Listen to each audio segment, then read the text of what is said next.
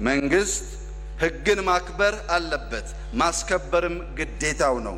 አንዳንዶች ሰፈራችሁ ውስጥ ሰው ሲደባደብ፣ ሰፈራችሁ ውስጥ አንድ ጎጆ ሲቃጠል ጠቅላይ ሚኒስትሩ ምን እያደረገ ነው ትላላችሁ። ጠቅላይ ሚኒስትሩ የእናንተ ሰፈር ሚሊሻ አይደለም።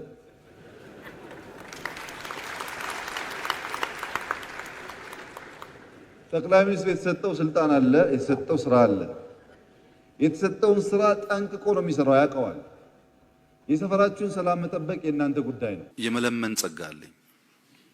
ልመና በጣም የሚሳካልኝ ሰው ነኝ፣ እድሜዬም በሙሉ ማለት ነው። ለምኜ ብዙ አላጣም። ልመና ሱስ የሆነበት ግለሰብና ማህበረሰብ መበልጸግ አይችልም። የሆነ ቦታ ልመናን በቃ ብለን ማቆም አለብን። አስክሬን ሬሳ ዘር የለውም። ሰው ካለ ብቻ ነው ዘር ያለው። ዘር ማለት እኮ ቋንቋ ነው። ዘር ማለት ባህል ነው። ሬሳ ቋንቋ የለውም፣ ባህል የለውም። ሲሞት ስብናውን አጥቶ ሬሳ ነው የሚሆነው። ሬሳንም ኦሮሞነ፣ አማራነ፣ ጉራጌነ ብለህ ማሰብ ሰው አይነት አይደለም።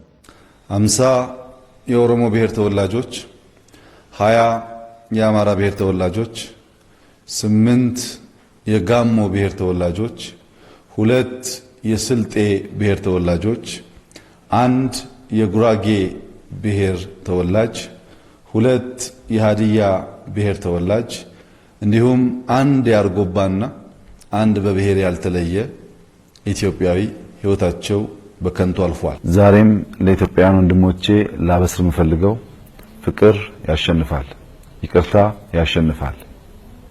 መግደል መሸነፍ ነው፣ መግደል መዋረድ ነው። ሰው መግደል ኢህአፓ ሞከረው እኮ ደርግ ላይ አልሰራም። የኛ ግን ይብሳል፣ የኛ ይብሳል። በብዙ ቁጥር ተባስቶ ነው ምላሽ የሚሰጠው። ይህን ክቡራቱ ክርስቲያን ከተቻለ ሄደው ቢያወያዩ፣ ጠፍተዋል አይመጡም እየተባለ ስለሆነ ሄደው ቢያወያዩ፣ እውነቴን ነው። ሰሞኑን ጠፍተዋል የሚል ሀሜቶች ሰምቼ ነው። የተከበረው ምክር ቤት በጣም ትልቅ ወንበር ነው የያዛችሁት፣ ሀሜት እዚህ አታምጡ። ይሄ እኮ ትልቅ ቤት ነው። እንዴት ይታማል ብላችሁ ሀሜት ታመጣላችሁ? እዚህ ሀሜት እዛ ቡና ላይ ጫት ላይ። ህዳሴን ከጀመርን ጀምሮ ከዲያስፖራ ከባለ ሀብት ከመምህር ከሰራተኛ ከምናምን ከሁሉ ከአርሶ አደር የሰበሰብነው ማክሲመም 12 ቢሊዮን ብር ነው የሚሆነው።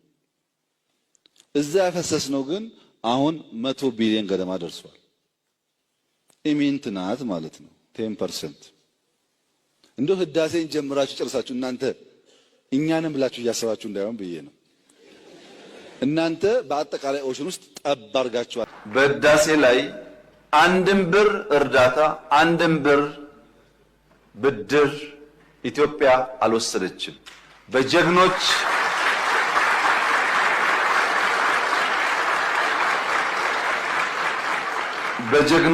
ኢትዮጵያውያን ቁርጠኛ አቋም በሀገር ውስጥም በሀገር ውጭ ያሉም ኢትዮጵያውያን በቁርጠኝነት ጨክነው በጋራ ቆመው ስለሰሩ የተከወነ ፕሮጀክት ነው። የኤርትራ መንግስት ከኢትዮጵያ ህዝብና መንግስት ጋር ቆሞ የኛ ወታደር ጥቃት ሲደርስበት አብሮ የቆመበትን ጊዜ በከፍተኛ አድናቆትና ክብር ነው የምናየው። ይሄ መቼም ታሪክ የሚሽረው ጉዳይ አይደለም። በትግራይ ውጊያ ሲጀመር የመጀመሪያው ዙር ውጊያ ሽሬ ካስለቀቅን በኋላ የኤርትራ ጦር ከኋላ ኋላ ተከትሎ ሽሬ ገብቶ የአንዳንድ ሰዎችን ግለሰቦች ቤት ማፍረስ፣ ፎቅ ማፍረስ ሲጀምር ጸብ ተጀምሯል። አልተናገርንም እንጂ አክሱም ይዘን ስናልፍ አክሱም ገብቶ ወጣቶች በጅምላ ሲረሽን ጸብ ተፋፍሟል።